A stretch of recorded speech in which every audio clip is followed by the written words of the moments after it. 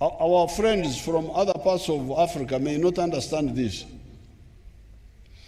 Uganda is so rich, as you can see. Even a fool can survive here. You don't have to be very clever to survive. You just stay there, you eat from your brother's house, and many of the people just want to live like that. But we are convincing them, no, you can have a better life. So that's why until about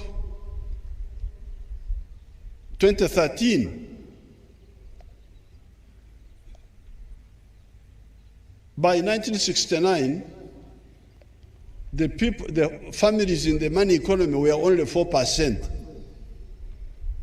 96% were outside the money economy, just producing for eating, what they call subsistence farming. We talk, but by 2013, only 32% of the homesteads were in the money economy. 68% were outside, still working for the stomach. But I hear now the figure has come down.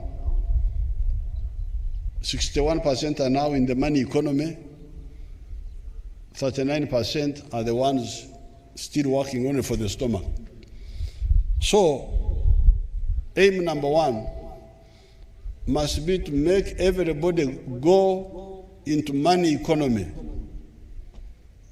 And the sectors for money economy are commercial agriculture with the kibaro, with the calculation. Don't just bump into things which you have not analyzed. Or in industry, or services, or ICT. Number two, value addition to all our agricultural products that are not consumed fresh, as well as to the raw materials. This broad-based value addition to all our raw materials will catapult our economy from the size of about $50 billion now. The economy now is about $50 billion to an economy of maybe $500 billion. That is $500 billion. I don't want you to hear talking of the economy of Uganda, 60 billion, 50 billion. Even if you use the other, the PPP method, 130. We need to go to the size of $500 billion and eventually $1 trillion within a few years. Because this economy you are talking about now is the economy mainly based on raw materials. Coffee. We are big producers of coffee now. I think we are number one in the whole of Africa, producing 8 million bags. We are earning about almost $900 million from coffee. But this is coffee as a raw material, where we get $2 per kilo, because we sell coffee as a bean. When the foreigners roast it and grind it and pack it, they get $50 from what we got $2. From our coffee of $2, they get $50. So you can see, if you support my big effort of value addition, this economy will no longer be talking of these few dozen $1 billion. You will now go to an economy like the ones of Thailand, Turkey, Vietnam, and so on. $500 billion. This is what I am. I have demanded an explanation from the PS Finance. Why can't we jump and go to a $500 billion economy instead of just going with billions with what growth rate of 6%, 7%. That's not a qualitative jump. So this is the challenge now, the second challenge I'm putting to you now. Number 3, irrigation for our agriculture to stabilize the food supply and the raw material sources.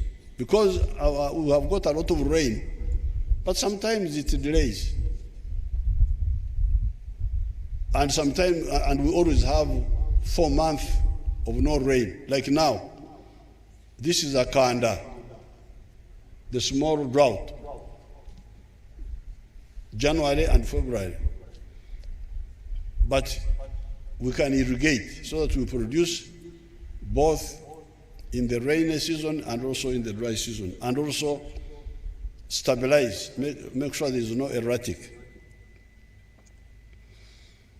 Continue to modernize and expand the economic infrastructure, the roads, the railway, electricity, pipe to water, etc.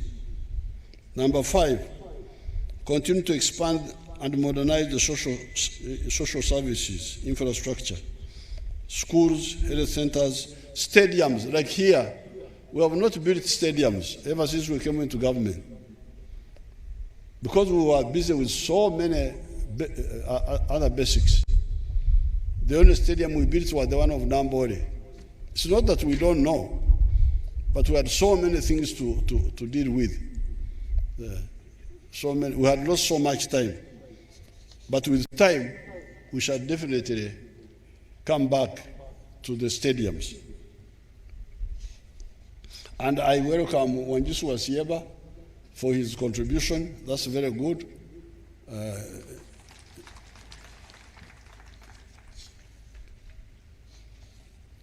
Number 6, resolutely and uncompromisingly to implement free education in government schools, primary, secondary, and tertiary, so that the children of the poor do not continue dropping out of school on account of the parasitic actors in education who see the children of the poor as a source of money. These are shameless operators. I have heard that some head teachers have introduced charges on the children that they want money to pay arts teachers. Now, when I get information on this one, you will see what I will do.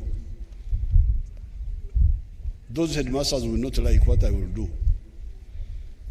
Because the children of the poor, if they can't afford, why should you throw them out of school just because some teachers want money, they're impatient, they can't wait for the government to pay them at the right time, to pay them better. So that issue of free education for the children of the poor in the government schools, we are talking about it. You will hear our statement very soon. Number 7, resolutely fight corruption so that the parasites are weeded out of the public service of Uganda. There is corruption. I've been hearing corruption. These young people are bringing in reports about the district service commissions selling local government jobs. Have you heard that? Mahulire ngo aba district service committee nibatunde emirimo mwakihulire kashumbetirize iki umwaka bajwekire busha. Number 8, uncompromisingly defend the environment that was given to us by God and bequeathed to us by our ancestors against parasites who are enemies of our water sources, the wetlands, the forests, the mountain tops, the rock outcrops, ebale, the lake shores, the riverbanks, etc. I'll be making a detailed statement on this soon. You have heard that we are going to have massive irrigation. But to have massive irrigation, you must have water. So anybody who is settling or interfering with the water body is an enemy of our future.